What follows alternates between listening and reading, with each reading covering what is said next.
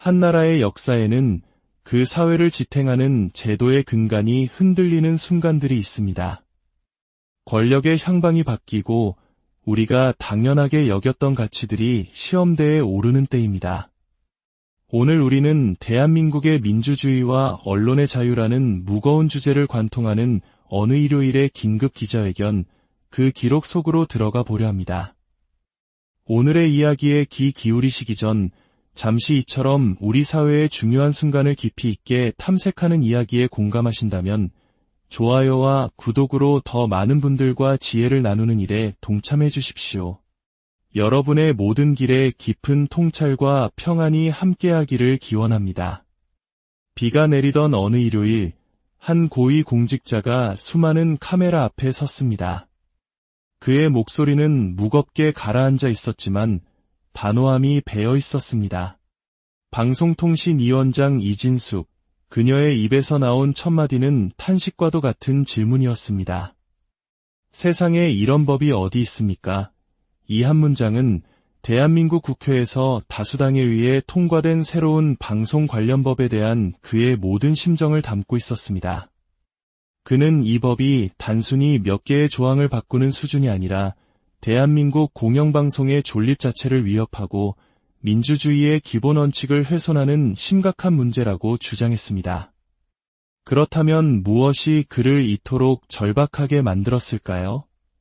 첫째, 이 법은 공영방송의 주인을 바꾸려 합니다. 방송을 국민에게 돌려준다는 명분 아래 통과되었지만 실상은 방송을 특정 노조, 즉 민주노총의 영향력 아래 두는 것이라고 그는 목소리를 높였습니다.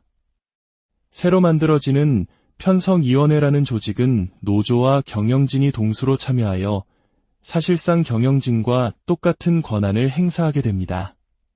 만약 방송사가 이 조직을 제대로 운영하지 않으면 경영진은 징역형에 처해지거나 수천만 원의 과태료를 물어야 합니다. 이는 자본주의 사회에서 기업 경영의 책임을 경영진이 진다는 기본 원칙을 무너뜨리는 것이라고 그는 지적했습니다. 둘째, 공영방송의 경영진을 정권의 입맛에 맞게 바꾸려는 시도라는 점입니다. 이 법안은 현재 운영 중인 KBS와 같은 공영방송사의 이사회를 불과 3개월 안에 해체하고 새로 구성할 수 있도록 길을 열어두었습니다. 절차가 신속하게 진행된다면 올해 안에 현재의 경영진은 모두 물러나고 새로운 이사진이 들어서게 됩니다. 그는 이를 직설적으로 표현했습니다. 소위 윤석열 정부의 경영진을 이재명 대표의 경영진으로 바꿀 수 있다는 것이라고 말입니다. 이는 공영방송이 특정 정치 세력의 전유물로 전락할 수 있다는 심각한 경고였습니다. 셋째, 법안 자체의 절차적, 내용적 결함이 너무나도 크다는 것입니다. 그는 이 법안을 두 가지 단어로 정의했습니다. 바로 치즈 법령과 표적 법령입니다. 왜 하필 치즈 법령일까요? 스위스 치즈에 뚫린 구멍처럼 법안 곳곳에 논리적 허점과 의문이 가득하기 때문입니다. 예를 들어 왜 방송통신위원회 위원의 수가 기존 5명에서 9명도 아닌 애매한 7명으로 늘어나야 하는지에 대한 합리적인 설명이 없습니다.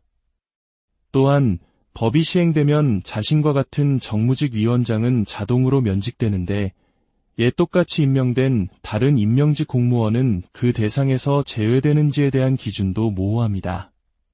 마치 처음부터 특정 인물들을 몰아내기 위해 급조된 것처럼 법의 논리가 허술하기 짝이 없다는 것입니다. 그리고 표적 법령. 이 법안은 결국 자신 이진숙 위원장을 자리에서 끌어내리기 위해 만들어진 법이라는 것이 그의 주장이었습니다.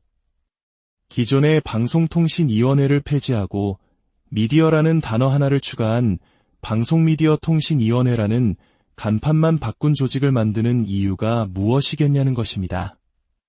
조직의 기능과 구조에는 큰 변화가 없는데도 굳이 이런 무리수를 두는 것은 현 위원장을 합법적으로 해임하기 위한 정치적 술수라는 격한 비판이었습니다. 기자회견장의 공기는 점점 더 무거워졌습니다. 그는 법안이 통과되던 순간에 한 장면을 털어놓았습니다. 본회의장에서 법안이 통과된 직후 민주당의 한 여성 의원이 그의 곁을 지나며 나지막이 던진 한마디. 아, 속 시원하다. 그는 이 한마디에 이 법안을 둘러싼 깊은 감정의 골과 정치적 대립의 본질이 담겨 있다고 말했습니다. 공영방송을 특정 진영에 법적으로 넘겨주는 법안이 통과된 것이 그토록 속 시원한 일이었냐고 되물으며 분노와 함께 깊은 자괴감을 느꼈다고 토로했습니다. 그는 지성과 양식을 갖춘 국회의원들이 어떻게 이렇게 허점투성이인 법안에 찬성표를 던질 수 있는지 이해할 수 없다고 했습니다. 대한민국 사회에서 공영방송은 단순한 언론사 이상의 의미를 가집니다. 그것은 국민들에게 공기와도 같은 존재이며 특히 우리 부모님 세대에게는 세상의 소식을 전해주는 가장 신뢰하는 창구였습니다. 70년대, 80년대 군사정권 시절 언론이 권력의 나팔수 역할을 했던 아픈 역사를 기억하는 이들에게 언론의 독립은 피로써 지켜낸 민주주의의 상징과도 같습니다.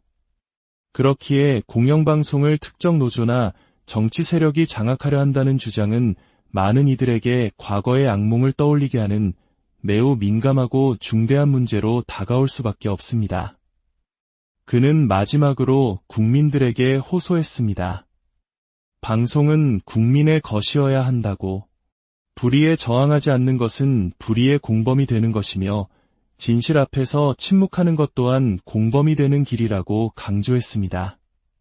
그는 이 기자회견이 끝나면 국무회의에서 법안이 최종 의결되는 즉시 헌법 소원을 포함한 모든 법적 절차를 통해 끝까지 싸울 것이라고 선언했습니다. 이 법이 얼마나 위헌적인 요소를 많이 담고 있는지 국민들에게 알리고 역사의 심판을 받게 하겠다는 결연한 의지였습니다.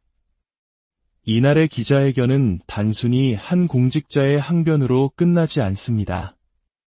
이것은 21세기 대한민국 민주주의의 현주소를 보여주는 하나의 상징적인 사건으로 기록될 것입니다. 속도전으로 밀어붙이는 거대 야당과 이를 필사적으로 막으려는 정부 및 여당의 대립, 그 중심에 놓인 언론의 자유와 공영방송의 독립이라는 가치, 이것은 단순히 정치인들의 이야기가 아닙니다. 우리 사회의 언론은 어떤 모습이어야 하며 그 목소리는 누가 지켜야 하는가, 우리 모두에게 던져진 묵직한 질문입니다. 그 답을 찾아가는 과정은 앞으로도 계속될 것이며 그 결과가 대한민국의 미래를 결정하게 될 것입니다.